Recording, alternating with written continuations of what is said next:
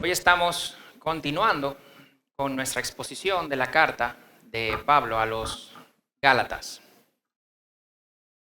Y estamos en el capítulo 5. Vamos a ver hoy los versículos del 7 al 12. Esto es como una segunda parte de lo que vimos el domingo pasado. Yo quiero primero orar para luego leer el texto y adentrarnos en la exposición del texto. Así que oren conmigo. Padre, venimos delante de ti en esta ocasión, en este momento, para pedirte una doble porción de tu espíritu. Ahora, en la medida que exponemos tu palabra y que predicamos tu palabra. Te pedimos, Señor, que sea tu espíritu, hablando a través del predicador, anules al predicador.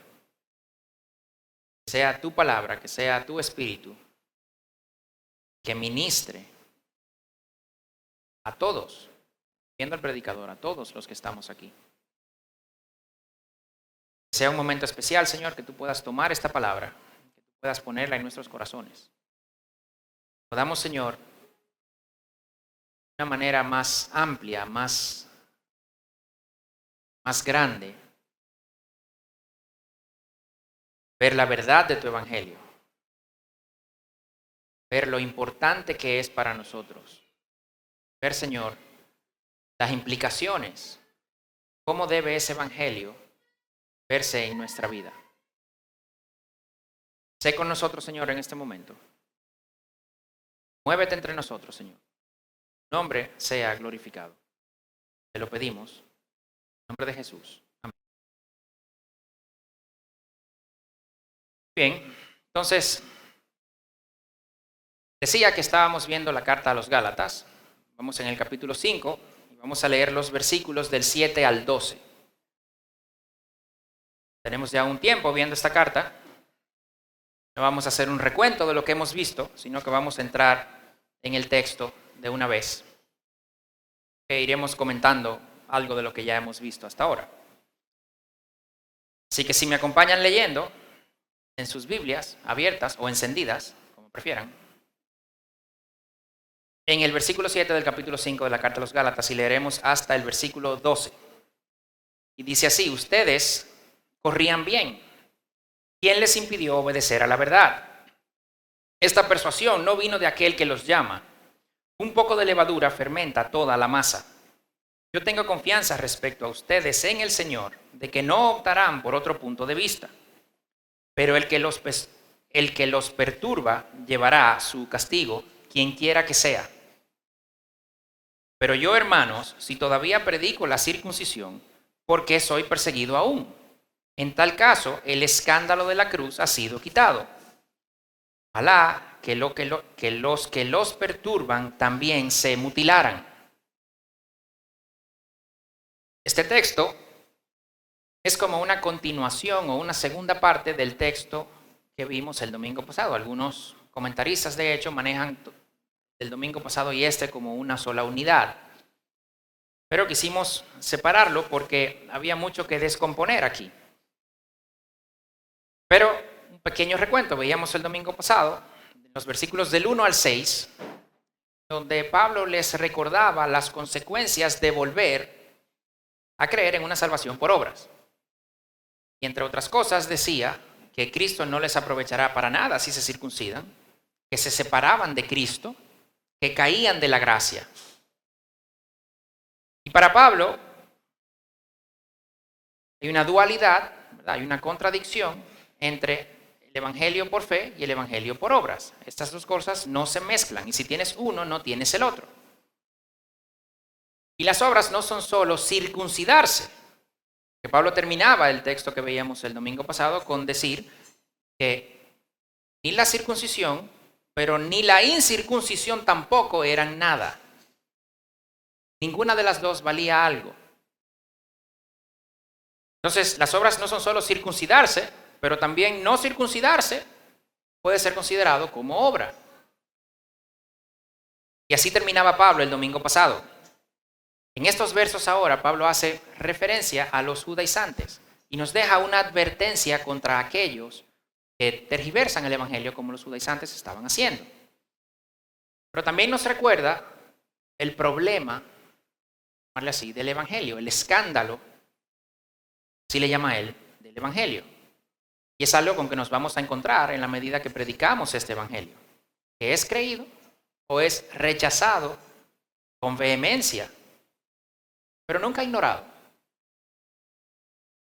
Y el rechazo se debe a que el evangelio es escandaloso, es ofensivo. Y ahora vamos a ver por qué. O lo aceptamos o lo rechazamos, lo negamos, lo criticamos, queremos callarlo. Pero no nos vamos a quedar ignorándolo, como vamos a ver hoy. Yo quería continuar como comparación a lo que comentamos el domingo pasado de la guerra civil de Estados Unidos, ¿verdad? Que muchos esclavos pues fueron liberados con esa proclamación de la emancipación de la esclavitud que hizo Abraham Lincoln en medio de esta guerra civil, pero que muchos no se enteraron o tuvieron miedo y se quedaron esclavos.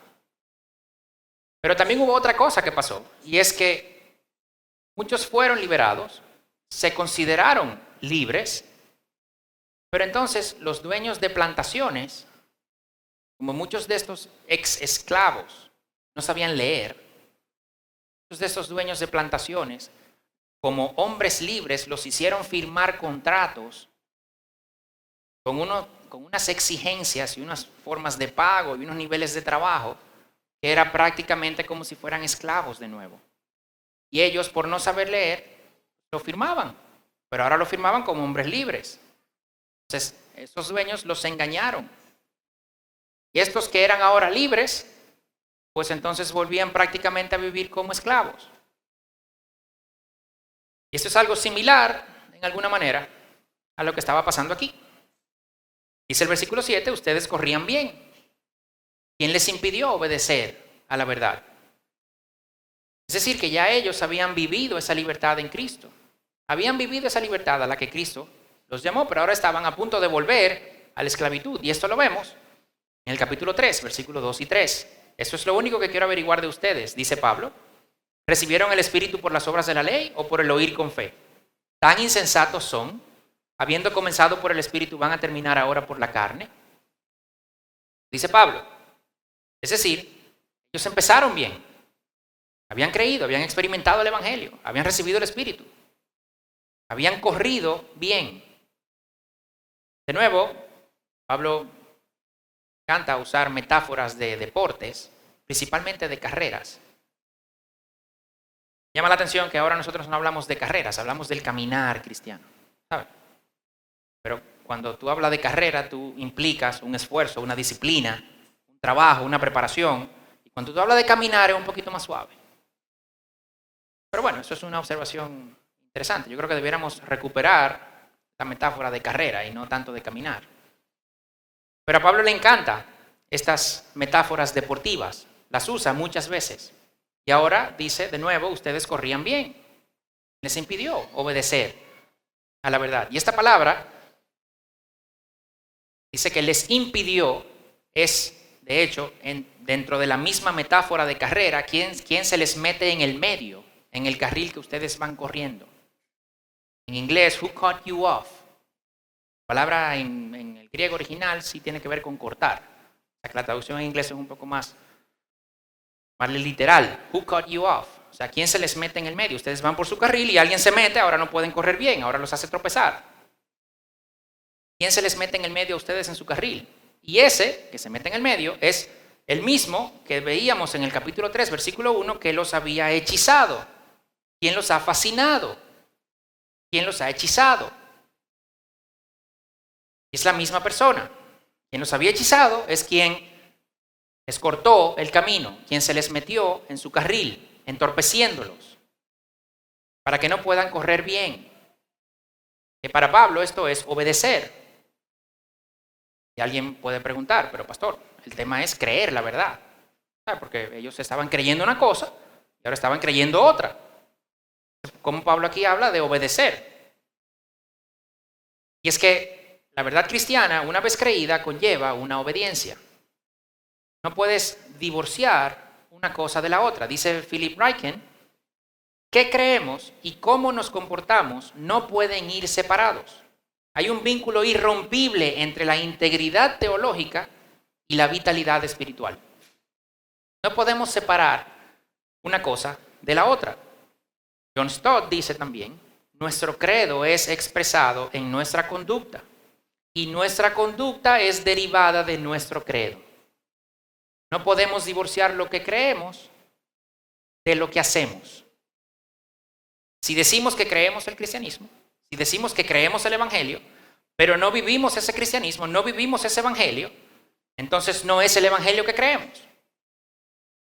Lo vemos en Pablo, lo vemos en Santiago, lo vemos en los mismos evangelios.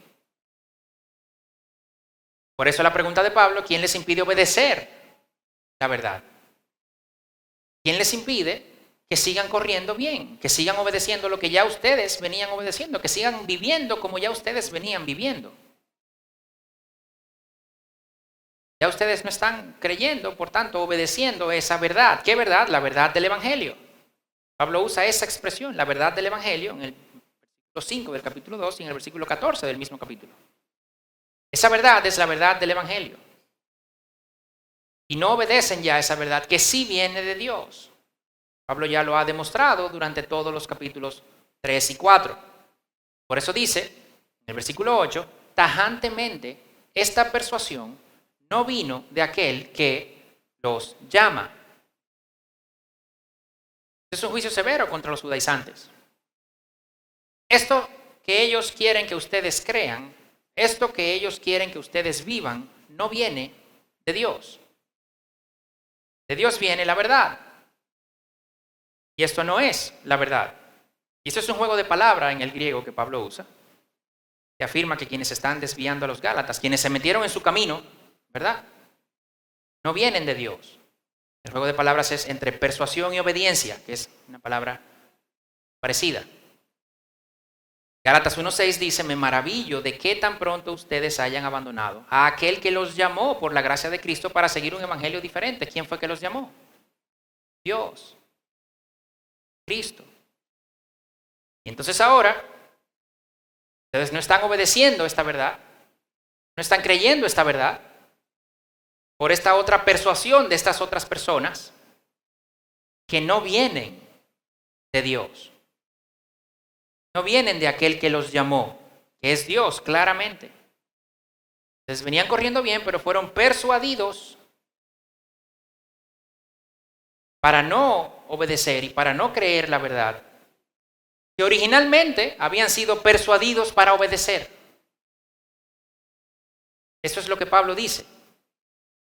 El origen del esfuerzo de estos judaizantes no es de Dios.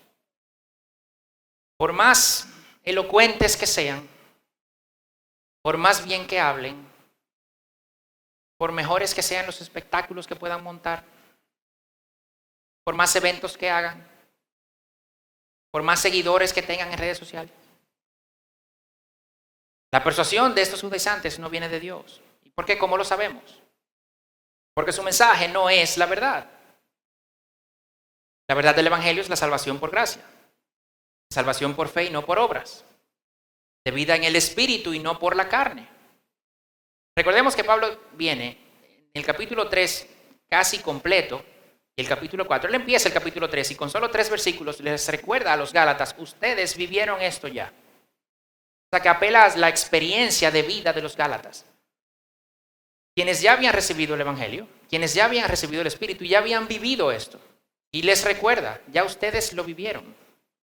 Pero solamente usa 3 versículos del capítulo 3 para hablarles y hacerles referencia a su experiencia. Pero a partir de ahí, todo el resto del capítulo 3 y casi todo el capítulo 4, Pablo lo utiliza para tomar de las Escrituras, para demostrarles que las Escrituras sustentan el Evangelio. El Evangelio de fe, el Evangelio de gracia, el Evangelio de Cristo. Esta es la verdad. Él se pasa 2 capítulos demostrando cuál es la verdad para ahora decir, ellos no vienen de aquí. Los están desviando a ustedes de creer esa verdad. ellos no vienen de Dios. Ellos no vienen de Dios. De Dios viene la verdad. Y si esto no es verdad, entonces, mentira, ¿verdad? ¿Quién es el padre de la mentira? Satanás.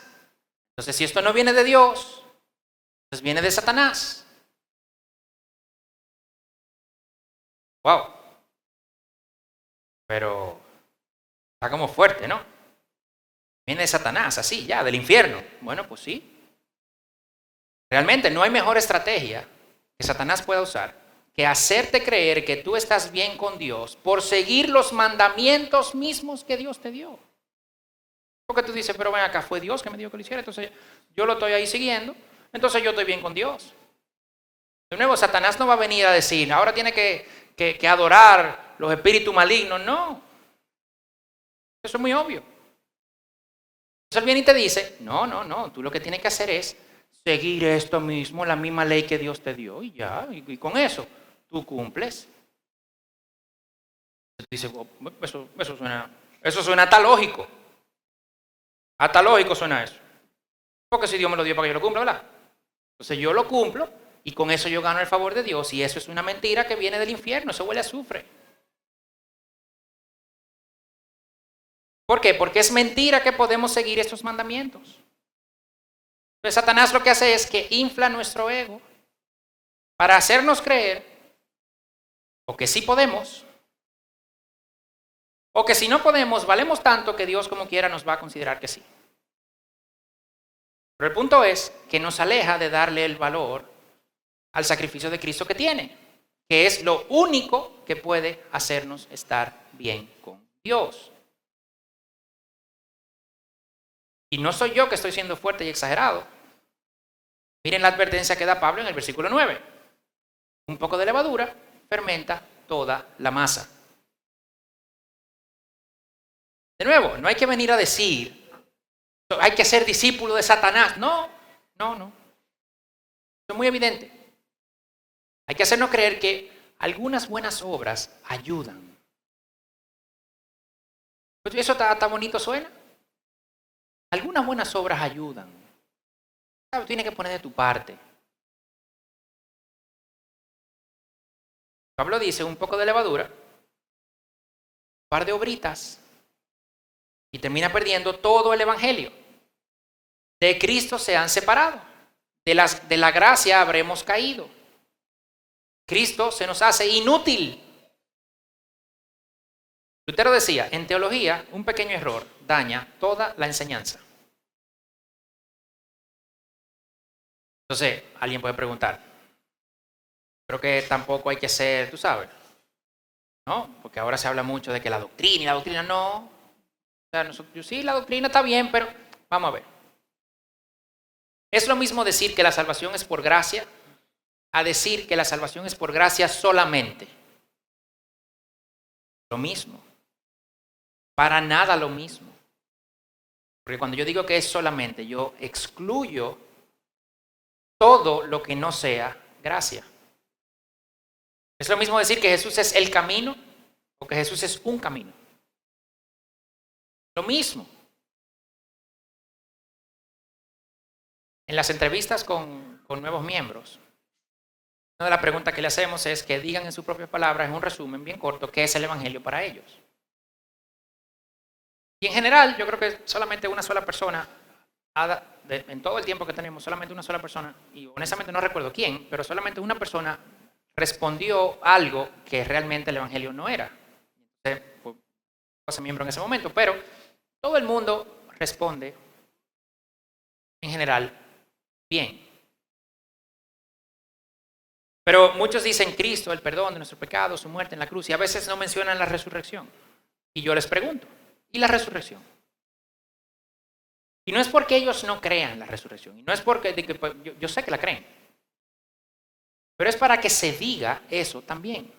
¿Por qué? Porque hay que ser precisos. Y yo puedo decir, como muchos otros dicen, no, Cristo fue un gran hombre, fue un gran maestro, y él murió en la cruz. Y eso puede simbolizar teológicamente y tal. Ok, mira, tiempo. Si Cristo no resucitó, Ni siquiera fue un gran maestro, es que estaba loco. El tema, él tiene que haber resucitado corporalmente. As a fact, un hecho histórico, comprobado. Eso no es una verdad teológica que nosotros decidimos creer. Si Cristo no resucitó aquí, nosotros no estamos haciendo absolutamente nada de valor. Entonces es importante que cuando yo digo el evangelio, que yo sepa, no estoy diciendo que quien no lo diga cuando le pregunten está mal, no, pero estoy poniendo el ejemplo de que hay que ser precisos en esto. Y Pablo es súper preciso en esto. Y nosotros no nos gusta hoy ser precisos con nuestra doctrina. Bueno, pero la resurrección, claro que sí, obviamente, o sea, imagínate tú, pero hay muchas otras cosas. Bueno, pues vamos a coger un par. El nacimiento virginal. Nacimiento virginal. A ver, si Cristo no tuvo un nacimiento virginal, entonces Cristo no es Dios.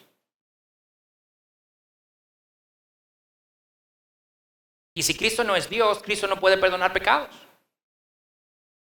Entonces, si Cristo no tuvo un nacimiento virginal, nuestro evangelio tampoco funciona.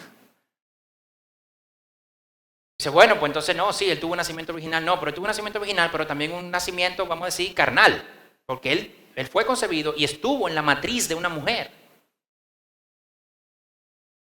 como un cuerpo.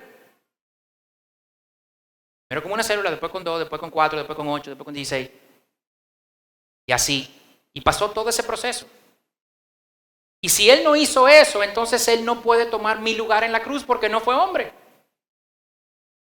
Entonces, cuando vemos estas cosas, es importante porque tienen consecuencias.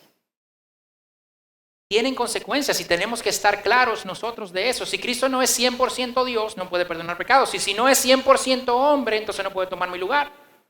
Entonces, por eso se dice que no es que es mitad Dios, mitad hombre. No, porque ¿qué es lo que es mitad Dios? ¿Qué es eso? Mitad Dios y mitad hombre. No, 100% Dios, 100% hombre. La creación, vámonos encima para atrás. La creación, un chin más atrás. Sin entrar a la discusión si fueron miles de años, que si eran eras, que si eran días literales. No quiero entrar en esa discusión, pero vamos a llegar aquí. Si hubo una evolución antes de Adán, ¿verdad? Implica que hubo muerte antes de Adán. Y si hubo muerte antes de Adán, entonces la muerte no es consecuencia del pecado. Por eso es un problemón para el evangelio que creemos. No tiene sentido entonces. Entonces, estas doctrinas, estas creencias son importantes. Ciertamente, no todas las doctrinas son cardinales, vamos a llamarle de esa manera. No todas tienen que ser entendidas a este nivel, es verdad, es verdad. Hablemos de escatología, hablemos de otra serie de cosas. Pero las doctrinas que sí definen el evangelio tienen que ser entendidas, explicadas, defendidas con precisión para que podamos entonces vivir una vida digna de ese evangelio. No lo digo yo, lo dice Pablo, de Timoteo 2:15, que le exhorta a Timoteo, procura presentarte delante de Dios aprobado como obrero de que no tiene de qué avergonzarse, que maneja con precisión la palabra de verdad. No con confusiones, no con zonas grises, no, con precisión. ¿Por qué? Porque la mala doctrina se mete en la iglesia de ideas pequeñas, de a poquito, chin a chin, ichi ichi, como dicen en japonés, ichi. Tú empiezas sin predicar del pecado. No, porque vamos a hablar de la salvación. No es que te estás retregándole a la gente en la cara que es pecador, no, hablamos de la salvación, claro, fue Cristo y tal, no sé qué. Entonces, dejamos de predicar del pecado. ¿Por qué? Bueno, porque ofende y se hace sentir mal a la gente, pero entonces si empezamos por ahí, luego cualquier otra cosa que pueda ofender, tampoco la predicamos. Entonces empezamos a dejar de predicar del adulterio, porque hay un montón de adúlteros en la iglesia. Empezamos a dejar de predicar del orgullo ni del dinero, porque hay un montón de gente que quiere dinero. Y de pronto, tú ni cuenta te das. Pero de pronto alguien te pregunta si una persona que no cree en Cristo puede ir al cielo. Y tú entonces ahí estás gagueando. Porque no te atreves a responder, porque imagínate. Te pasa como Joel Osteen. En el 2005 recuerdo que se hizo muy famoso porque le hicieron una pregunta. Larry King le hace una pregunta. Si alguien que no cree en Cristo puede ir al cielo. Y Larry King lo empuja mucho más y le dice, un ateo, si un ateo puede ir al cielo, según lo que tú crees. Y Joel Osteen no fue capaz de responder diciendo que no. ¿Por qué? Porque él había ya vendido su evangelio. Sabiendo muy bien lo que la Biblia dice. Pero ya él había vendido eso.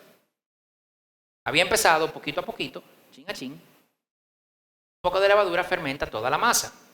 Por eso nosotros tenemos que mantenernos firmes en ese evangelio, definirlo bien, defenderlo, no mezclarlo, no diluirlo. Hay mucho en juego. Y si nos mantenemos firmes, no es por nosotros, por la gracia de Dios.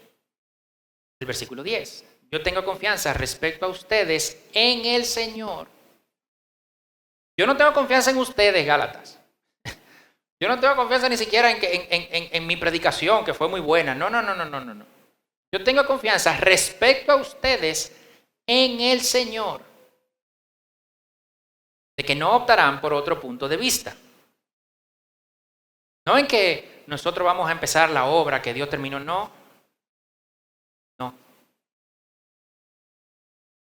Si los versos de este capítulo 5, del versículo 2 al 4 y hasta ahora, tienen una advertencia fuerte, ahora Pablo da una palabra de seguridad, de garantía. Yo tengo confianza respecto a ustedes en el Señor de que no optarán por otro punto de vista. Recuerda Filipenses 1:6, donde Pablo dice, estoy convencido precisamente de esto, que el que comenzó en ustedes la buena obra la perfeccionará hasta el día de Cristo Jesús. Si nosotros nos mantenemos firmes en el Evangelio, no es por nosotros, sino porque Dios, que es fiel, la obra que comenzó la va a terminar. El Dios que nos llama, regenera, es el que nos sella y nos garantiza. Y asimismo como Dios nos garantiza, pues Pablo también da otra garantía y dice, el que los perturba llevará su castigo, quien quiera que sea. Probablemente Pablo aquí usa el singular, el que los perturba, de manera genérica, no porque había una sola persona, sino de manera genérica. Y lo dice aquí. Esos que los perturban, la persona que perturbe, va a llevar su castigo. ¿Qué consecuencias tendrá? Aquí castigo es la palabra crima, que significa juicio. Pablo está haciendo una referencia al juicio final. ¡Wow! Aquellas personas que tergiversan el Evangelio, que perturban a los creyentes, que quieren desviar a los creyentes, que se meten en el medio para que no corran bien, se las van a ver con Dios el día del juicio final. Dios no toma su Evangelio a la ligera. Y Pablo dice, quien quiera que sea. No importa su estatus en la iglesia. No importa de qué iglesia venga. Él ya dijo en el primer capítulo de la carta que si ya sea él o un ángel del cielo viene a predicar otro evangelio, que sea maldito. Puede venir en un Mercedes del año, flanqueado por guardaespaldas, ¿verdad? Que ahora se llaman los hombres fuertes de David, flanqueado por los hombres fuertes de David, aquellos que vienen ahora acompañando a los pastores y tal. Puede venir como sea, en helicóptero puede bajar. Da igual. Quien quiera que sea, no importa su estatus. Si perturba a los creyentes, si tergiversa el evangelio, va a llevar su castigo. Dice Reichel que el día llegará cuando todo falso maestro será juzgado por todas las palabras falsas.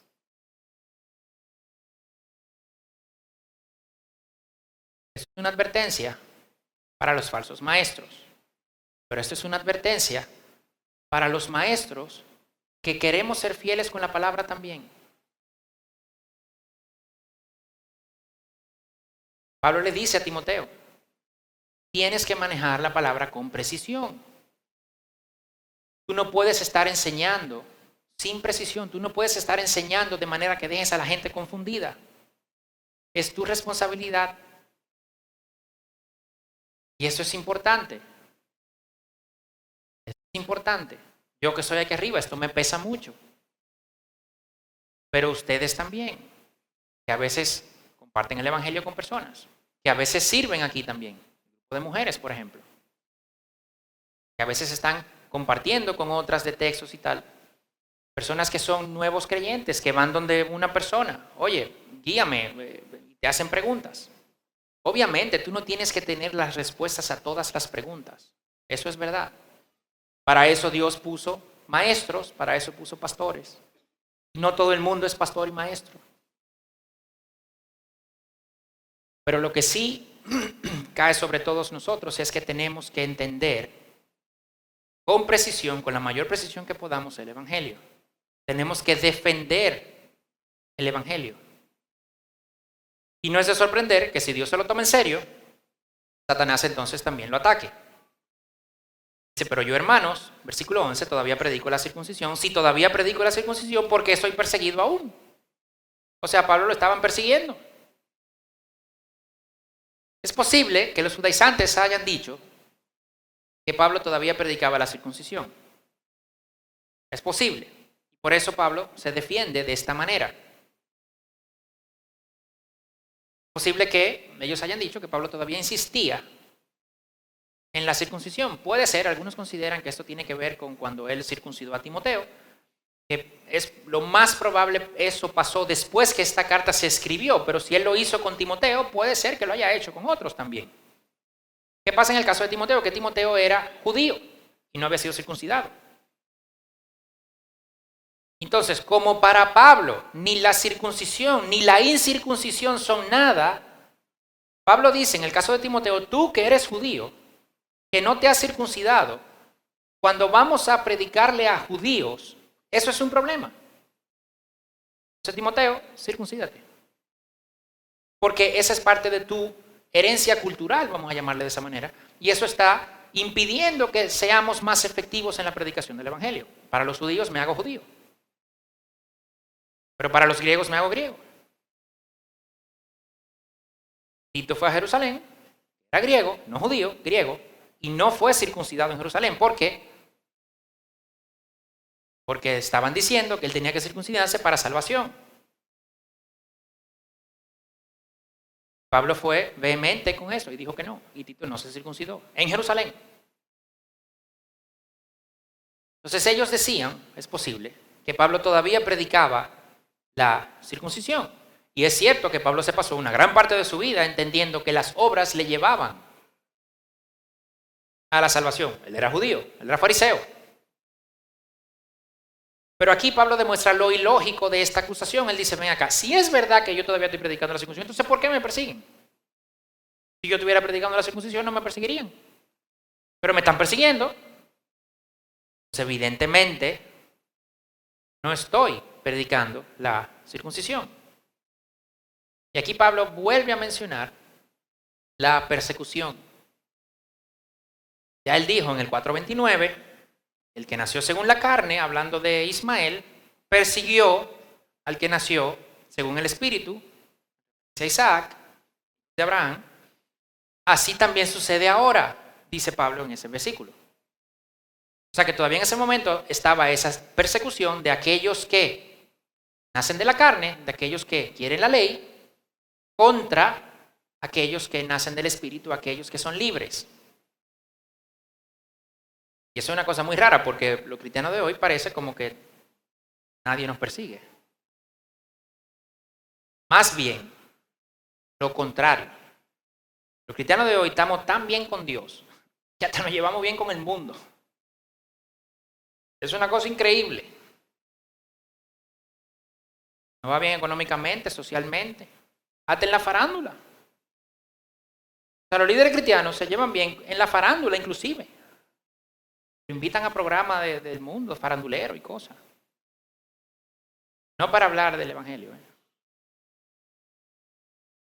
Es increíble lo mal que vivió Pablo, que a él, ¿verdad? Dios no lo bendijo. A Pablo, no solo no lo bendijo económicamente, no, sino que lo persiguió. Mandó persecución. Ahora, los apóstoles y profetas de hoy, los apóstoles y profetas de hoy, Claro, y los pastores de hoy no. Así a nosotros sí nos bendice.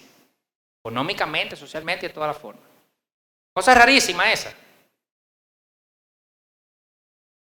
Evidentemente estoy hablando con sarcasmo. Pero siguiendo con el pasaje, es obvio que Pablo no predicaba la circuncisión, pero tampoco predicaba la incircuncisión. Predicaba el evangelio de la salvación por gracia, por medio de la fe en Cristo y su sacrificio por nosotros en la cruz. No por nada que nosotros hagamos, porque la circuncisión es algo que hacemos y la incircuncisión también. Y esto es una piedra de tropiezo. Pablo dice, estoy persiguiendo la circuncisión, si yo estoy predicando la circuncisión, perdón, ¿por qué soy perseguido aún? Si todavía hago eso, el escándalo de la cruz ha sido quitado.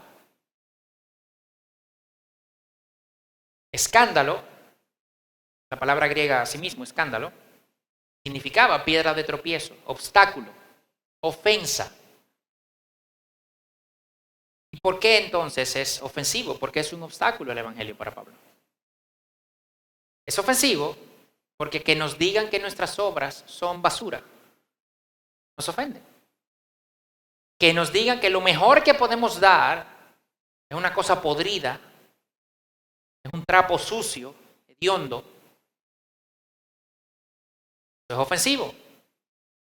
La cruz es ofensiva porque viene a resaltar lo podrido, lo malo, lo bajo, lo insalvable de nuestra situación. Y la cruz viene a resaltar eso primero. Y eso es importante. Porque cuando hablamos de la cruz como salvación, se nos olvida muchas veces salvación de qué. De la condenación. ¿Condenación por qué? Entonces la cruz viene a resaltar, si bien es cierto lo grande y lo hermoso del sacrificio de Cristo, pero primero viene a resaltar lo mal que estábamos nosotros. Por eso es una ofensa. La ofensa es predicar la cruz como la salvación en Cristo, solamente. Por gracia solamente. Por fe solamente. La cruz ofendía a los romanos. De hecho, un ciudadano romano no podía ser crucificado. Era una abominación. La cruz ofendía a los judíos porque Deuteronomio dice que cualquiera que cuelgue en un madero es maldito también. Y la cruz ofende hoy a todo el que cree que es bueno. A todo el que se considera una persona buena, que no le hace daño a nadie. Todo el que se considera así, cuando ve la cruz, se ofende. Porque la cruz viene a decir, tú no eres bueno, tú eres muy, muy malo. Tú eres tan malo que tú necesitas a Jesús colgado, desnudo, ensangrentado como sacrificio por lo malo que tú eres. Tú estás tan mal que tú necesitas ese Salvador.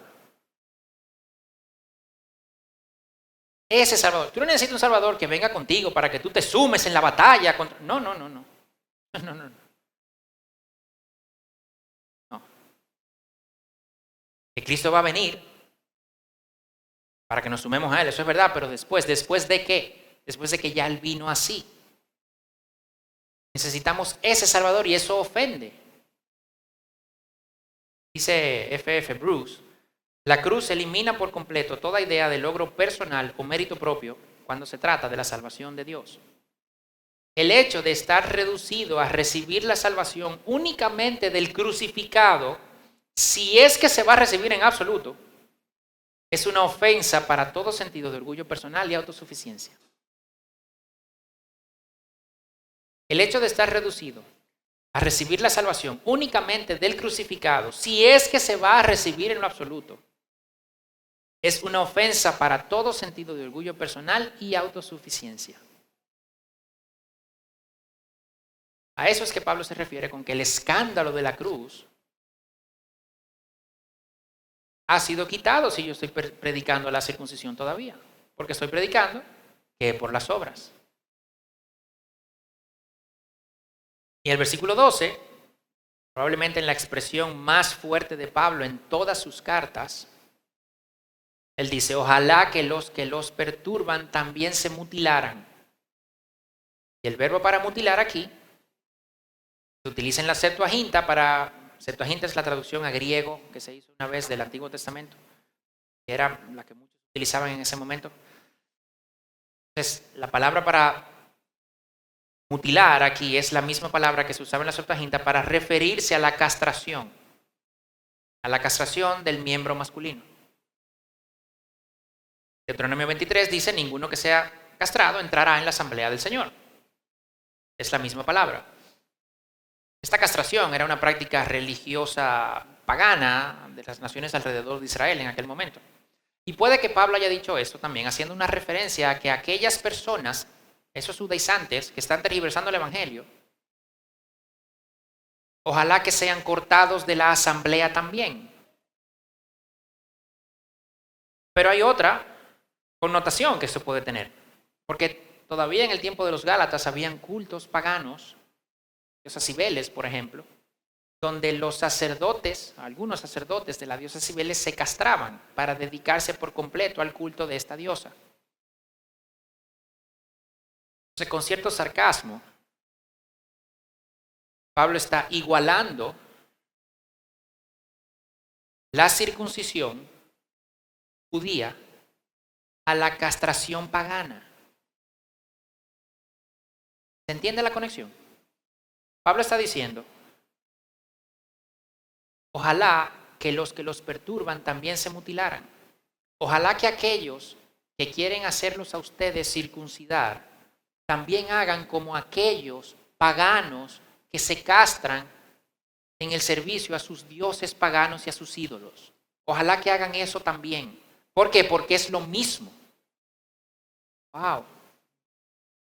Dice Tom Schreiner, cualquier intento de obtener una buena posición delante de Dios por medio del esfuerzo humano no es otra cosa que paganismo,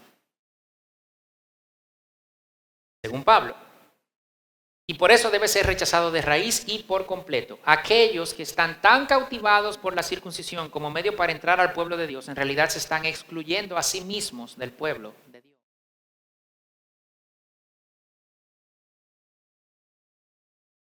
Fuerte,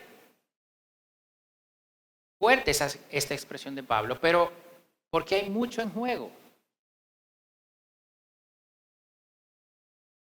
Y algunas ideas para ir cerrando que podemos sacar de este pasaje.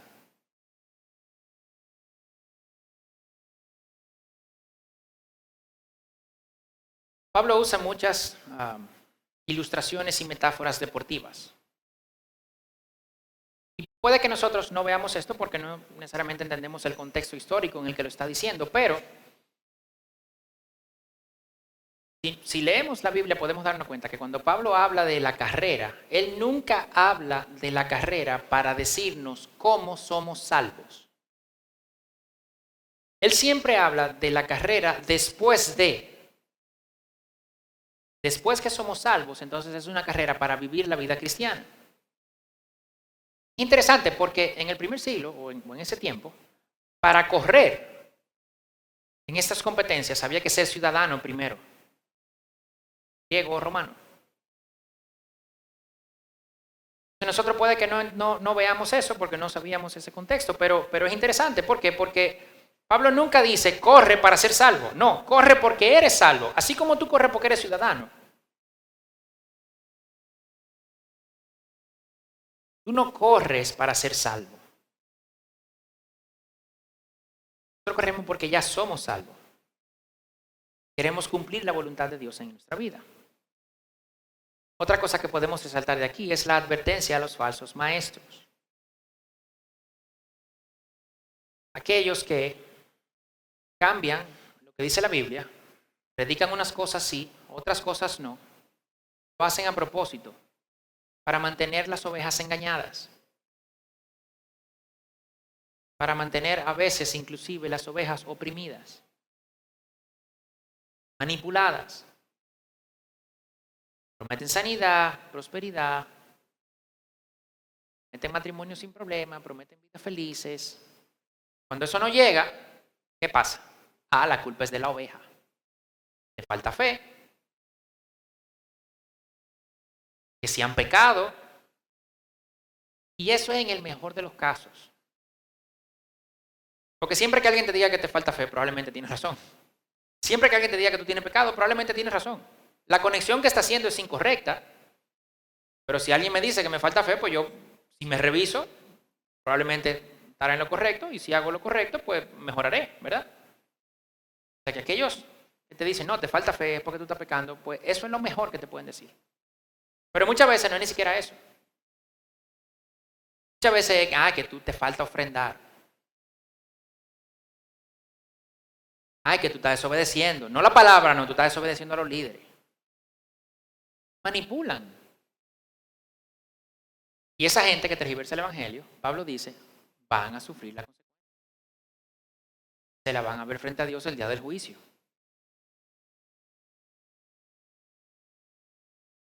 Por último,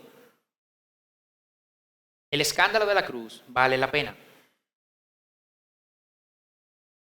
El problema es que el hombre nunca va a estar tranquilo reconociendo su condición perdida. Reconociendo que no puede hacer nada. Tiene que esperar a que Dios salga a buscarlo. El hombre solo no puede hacer nada por sí mismo porque el hombre natural ni siquiera entiende las cosas de Dios. Y eso es escandaloso, sí, lo es. Pero no nos debe importar. Porque la realidad es que cualquier otra cosa que no sea el sacrificio de Cristo solamente va a satisfacer la justicia y la ira de Dios. Solamente eso. Hoy decimos, la cultura de hoy dice, no importa lo que tú creas, mientras lo creas de corazón, mientras seas sincero. Somos los más tolerantes. Tú eres la más tolerante de toda la vida. Lo único que no toleramos es la intolerancia. ¿Verdad? No toleramos la intolerancia, pero somos los más tolerantes. Entonces, muchas veces nosotros no queremos solo no decir nuestra creencia, pero ni siquiera profundizar nosotros mismos. Precisamente por eso, porque ¿para qué? Cuando empezamos a profundizar, vamos a llegar a puntos que son excluyentes con los puntos de vista de otros. Porque aquel va a creer una cosa y yo voy a creer otra cosa y esas dos cosas no compaginan. Y esa es la realidad. Eso es un momento incómodo cuando estamos en una conversación y llegamos a ese punto. Entonces, evitamos eso. Pero con la cruz no podemos hacer eso. Porque en la conversación que yo llegue a ese punto y entonces yo no quiera seguir profundizando, yo estoy dejando a esa otra persona sin conocer la verdad. Tom Schreiner dice, el mundo odia la cruz porque la cruz pronuncia un tronante no a toda la bondad humana.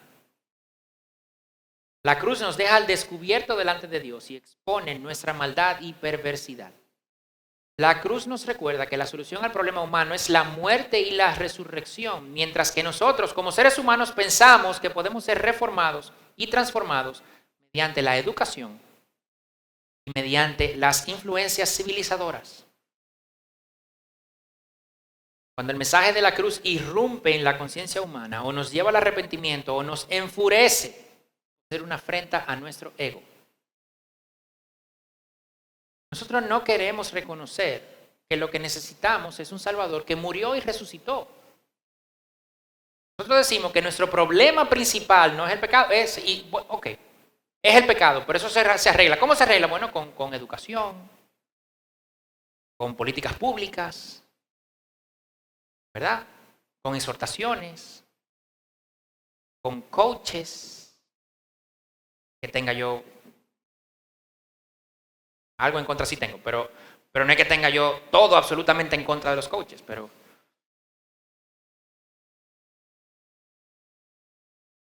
al final no vamos a la raíz, el problema es el pecado. Hablaba con una persona vamos a decir, de otro tema de creencia, ¿verdad? Esta persona era más de izquierda, más comunista. Y yo le decía, mira, o sea, no es que, sí, puedo considerarme de derecha, pero no entrar en ese tema. Lo que yo le decía era, el problema no es que son los empresarios que dominan y tal, no. Porque al quien tú vas a poner ahí a dominar entonces, por más buena intención que tenga, es una persona caída y pecaminosa. Entonces no va a funcionar tampoco. No va a funcionar tampoco. Cosa que inclusive me reconoció. La semana siguiente igual estaba en la calle protestando, pero bueno. Tenemos que elegir obras o fe, ley o gracia, espíritu o carne, mi esfuerzo o la cruz. Tenemos que elegir. Y tenemos que elegir para vivirlo. Y tenemos que elegir para predicarlo. Porque muchas veces lo vivimos, pero no queremos predicarlo. Porque ofende. Porque es escandaloso. Pero si no presentamos la verdad, estamos dejando al otro en la mentira, estamos dejando a la otra persona en la oscuridad, estamos dejando a la otra persona realmente condenada camino al infierno. Edith Schaefer dice, una vez le preguntaron que por qué creía en el cristianismo. Ella respondió, porque es verdad.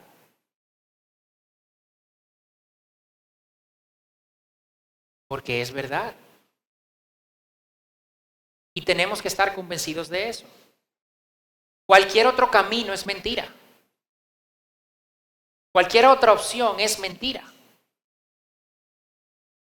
No nos desviemos. No nos dejemos llevar de esa mentira. No nos dejemos cortar el camino, como decía Pablo. Tenemos presión de aquellos que no soportan la cruz, pero no podemos ceder ante esa presión. Tenemos que rendirnos ante la cruz, en el Espíritu, por gracia, por medio de la fe solamente. Tenemos que predicar la cruz en el Espíritu, por gracia, por medio de la fe. Tenemos que vivir a los pies de la cruz en el Espíritu, por gracia, por medio de la fe solamente. Ninguna otra cosa. Cualquier otra cosa es mentira. Dios nos reveló a nosotros la verdad para que defendamos esa verdad, vivamos esa verdad, compartamos esa verdad íntegra y completa. No importa que sea escandalosa. No importa que sea escandaloso. Vamos a orar. Padre, te alabamos. Damos gracias, Señor, por tu palabra. Damos gracias, Señor, porque tu Hijo estuvo dispuesto a hacerse un escándalo, a hacerse esa piedra de tropiezo, ese obstáculo contra el cual todo el mundo debe chocar. Decidir, Señor, si sigue en ese carril, se cambia de carril. Sigue, Señor, corriendo por el Espíritu, por gracia, por medio de la fe. O si sigue corriendo por su propio esfuerzo, acumulando obras que al final no van a servir de nada. Gracias, Señor, porque en Cristo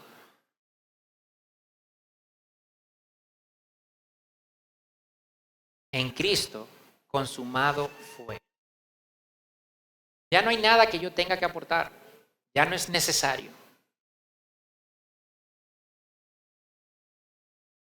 Fue completo el sacrificio que Él hizo por nosotros.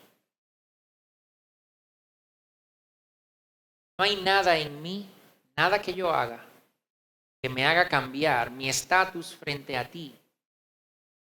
Porque mi estatus frente a ti depende de la persona de Jesús. Cuando tú nos ves, a los que hemos puesto nuestra fe en ti, ves en Cristo. Tú no ves nuestro pecado. Nos ves en Cristo. Ves vestidos de blanco, limpios. Porque fuimos lavados por la sangre de Jesús.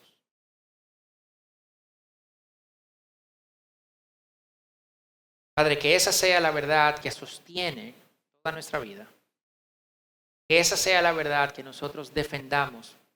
Que esa sea la verdad que prediquemos.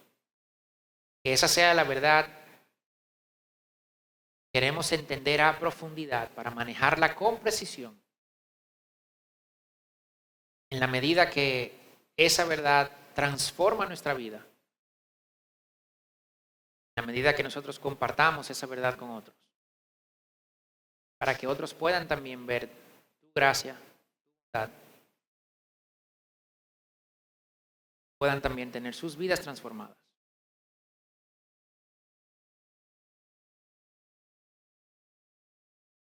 En la medida, Señor, que nos preparamos para la comunión, yo también te pido que tú puedas revisar, Señor, los corazones, traer a la luz cosas que tú quieres que nosotros te presentemos, te las entreguemos, cosas que tú quieres por las que te pidamos perdón. Algunas las sabemos, pero incluso si hay alguna que no sabemos, Señor, yo quiero que las reveles ahora.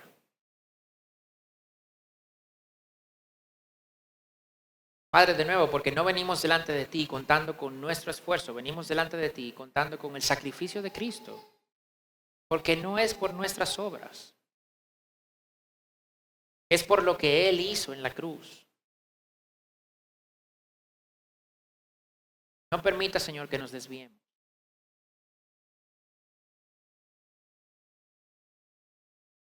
Danos, Señor, la convicción de parte de tu Espíritu, de que podemos venir delante de ti, confiados. Podemos venir delante de ti, contando que tú nos ves como Cristo.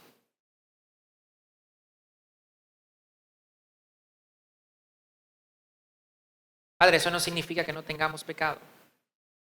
Eso significa que a pesar de nuestro pecado, nosotros podemos venir delante de ti, pedirte perdón, a pedirte de tu gracia, de tu misericordia, de tu poder para lidiar con ese pecado remanente en nosotros. Perdónanos, Señor. Perdona esa rebeldía, nuestro orgullo. Perdona, Señor, nuestro sentido de culpa y de vergüenza. Que cuando nos sentimos culpables y avergonzados delante de ti, estamos quitando el mérito de Cristo que asumió esa culpa y esa vergüenza.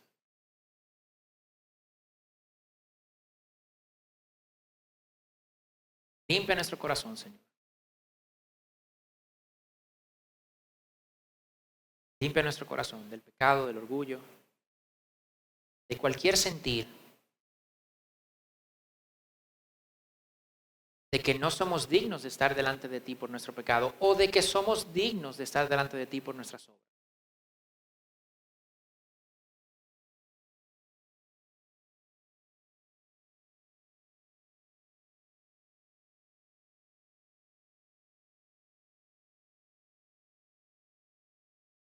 Te pedimos esto, Señor, en el nombre de Jesús. Amén.